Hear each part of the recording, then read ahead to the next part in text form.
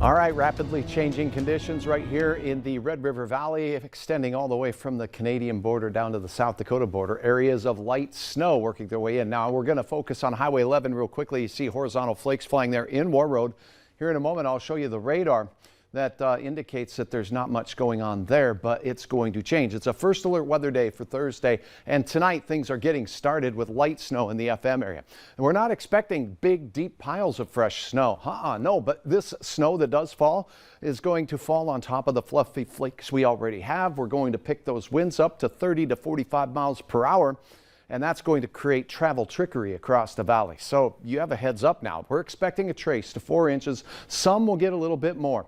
Gusts upwards of 45 miles per hour will cause blowing and drifting. And when we blow the snow over roads and your tires compress it on there, it gets icy. And there'll be areas of poor visibility throughout the day. It's not going to be all day, every hour, all over the place type an event. It's going to be hit and miss passing showers of snow like we see on the radar right now as we look on the valley.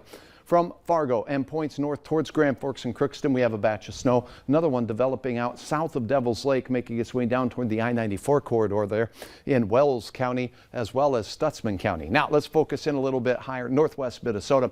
The heaviest batch of snow showing up on the radar in the deeper blue shades, heading right into Crookston, kind of drifting from northwest to southeast along Highway 2 there. Through Polk County out west. And the darker blue shades seeming to have fallen out of the clouds right over the FM area. So a little bit of greasy snow on the area roads, Highway 10, Interstate 94, and right here in town with some snow showers that have a little bit more, isolated areas of heavier snow, Devil's Lake and points south as we head into the evening. And as promised, Warroad, nothing showing up on the radar. But our picture showed flakes flying horizontally.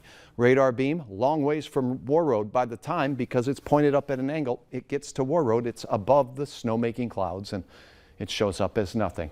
All right, by morning, many of us having a trace to 2 inches of snow, western Minnesota, eastern North Dakota. It's not going to be everywhere, but we all have snow on the ground, or many of us do, and that's going to start blowing around. Let me show you your hour-by-hour forecast. First of all, long, narrow bands like the one we just showed you in the Devil's Lake Basin and points south are setting up. So we have a band setting up there. Those areas are going to see some enhanced total. Notice that we'll have this banding of snow through the overnight hours. The wind really picks up by late tonight out west, and it spreads into the valley by daybreak. So what snow we have on the ground from the recent snowfalls with the fluffy flakes is going to start flying around.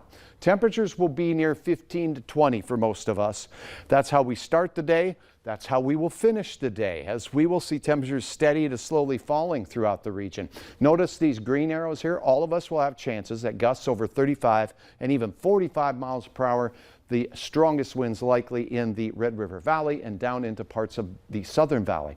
Now, as we go late, the wind starts to decrease, the snow chances decrease, the temperatures decrease, and so do the wind chills. So it'll be tough out there. Snowfall totals. When we mention an inch or two by morning, an inch to 3 plus across lakes country. Downwind from the large lakes like Red Lakes, Lake of the Woods, we could see some spots or pockets like we had with the last event with 4+ inches of snow, 1 to 2 inches across much of eastern North Dakota, including the FM area. Conditions now 19, light snow, light wind. Temperatures in the teens and coldest off to the east, but we're a little milder off to the west. Steady temperatures throughout the day, periods of snow, particularly in the morning hours for Fargo, but gusty winds all day long from the northwest over 35 and 45 miles per hour will continue. Here's a look at your planning forecast. We get cold Friday morning near 0 or below. Saturday we stay cold, and into Sunday that continues as well. But we start warming up Sunday afternoon as we head towards your Thanksgiving holiday travel planner, and we'll keep you updated on that. But right now, for the most part, it looks pretty good for travelers at this time. It's going to be a cold Friday. It is. Yes. Thanks, Hutch. Coming up next on Valley News Live at 6, how local families are dealing with the amoxicillin shortage.